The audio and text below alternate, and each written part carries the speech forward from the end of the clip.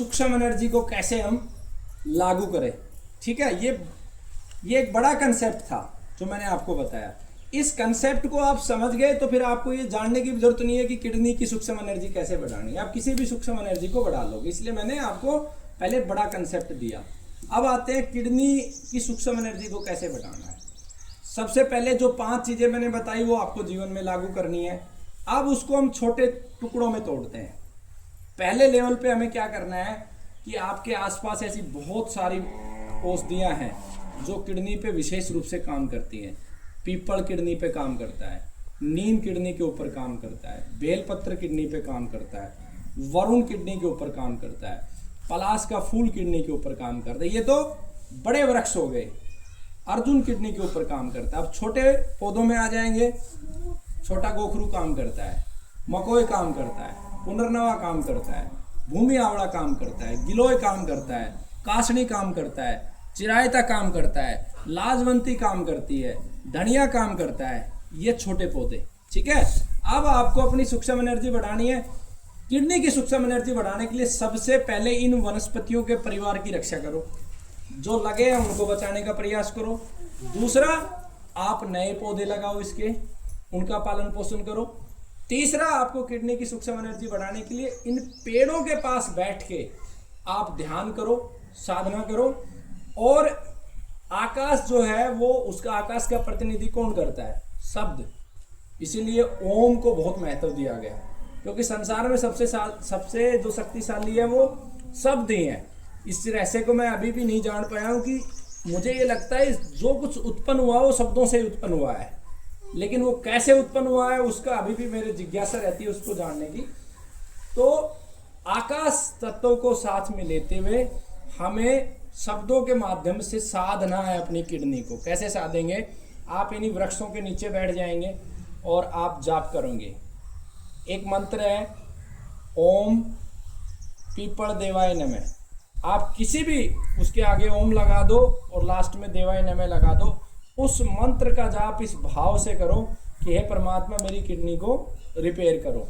ओम people देवाय नमः, ओम बरगद देवाय नमः, ओम बेलपत्र देवाय नमः, ओम पंचगव्य देवाय नमः। इस तरीके से आप इस भावना के साथ उन पेड़ों के साथ बैठ के 100 लाख मंत्र का जाप करोगे तो उस किडनी पेशेंट की किडनी की सूक्ष्म एनर्जी इतनी मजबूत हो जाएगी आप सोच नहीं सकते।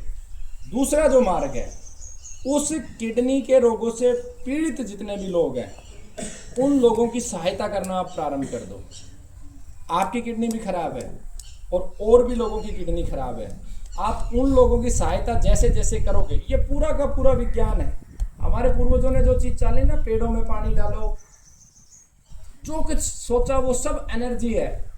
आप एक ही चीज को प्रैक्टिकली करके देखना कि आपको कभी कोई प्यासा लगे उसको पानी पिला के देखना। आप कहीं रोड पे कोई व्यक्ति 1 घंटे से ऐसे हाथ दे रहा है लिफ्ट के लिए, आप उसको बैठा के देखना आपकी एनर्जी कैसे अप हो जाएगी। ठीक इसी तरीके से जो किडनी के रोगी हैं या अन्य बीमारियों के भी रोगी हैं, आप नित्य उनकी सेवा के लिए कुछ ना कुछ करो तो आपकी जो ना सूक्ष्म एनर्जी किडनी की और तेजी से बढ़ जाएगी। गौ माता जो है वो इस समय एनर्जी का सबसे बड़ा स्रोत है, ऐसा हम सब जानते हैं तो मानते भी हैं, लेकिन ये वाक्य अधूरा है, असत्य है। इस गौ माता से बढ़ के इस समय जो एनर्जी का स्रोत है वो नंदी है। आप बछड़े की जितनी सेवा करोगे, बछड़े के सानिध्य में जितने रहोगे, उतना ही आपका सूक्ष्म एनर्जी बढ़ जाएगा। बछड़े से ज्यादा शक्ति किसी के पास नहीं है। इसको मैं प्रमाणिक रूप से अब आने वाले समय में पूरा इसको जो ना साइंटिफिक रूप से आपको प्रूव करके दिखाऊंगा। मैंने काफी सारे रोगियों पे ट्रायल किए और धीरे धीरे अब जितने भी हमारे सेंटर खुलते जाएंगे, हर सेंटर पे 4-5 बछड़े रहेंगे। गाय रहे ना रहे, लेकिन बछड़ा जरूर रहेगा। जिस भगवान भोलेनाथ के मंदिर में बैठे हैं, भगवान भोलेनाथ को चलाने वाले, शक्ति देने वाले, सब कुछ करने वाले नंदी महाराज थे। तो नंदी के पास अथाह सूक्ष्म एनर्जी है। तो नंदी के माध्यम से, नंदी से प्रार्थना करते हुए, नंदी से जो मूत्र लेंगे और उसको मंत्रों के साथ, 2 मंत्रों के साथ हम सिद्ध करते हुए ओम नंदी देवाय नमः, और जिस वनस्पति में हम उसको प्रयोग करने ओम गोखरू देवाय नमः, उसके अंदर उसको बाढ़ के जब हम सेवन कराएंगे तो किडनी, ये जो आप सेवन करोगे ये आपकी किडनी की सूक्ष्म एनर्जी और किडनी की स्थूल एनर्जी दोनों को तेजी से बढ़ाएगा। जितना हो सके जब हमें सूक्ष्म एनर्जी को प्राप्त करना है तो जितना हो सके हमें मौन पे जाना है। किडनी के पेशेंट को आप मौन के ऊपर लेके जाओ।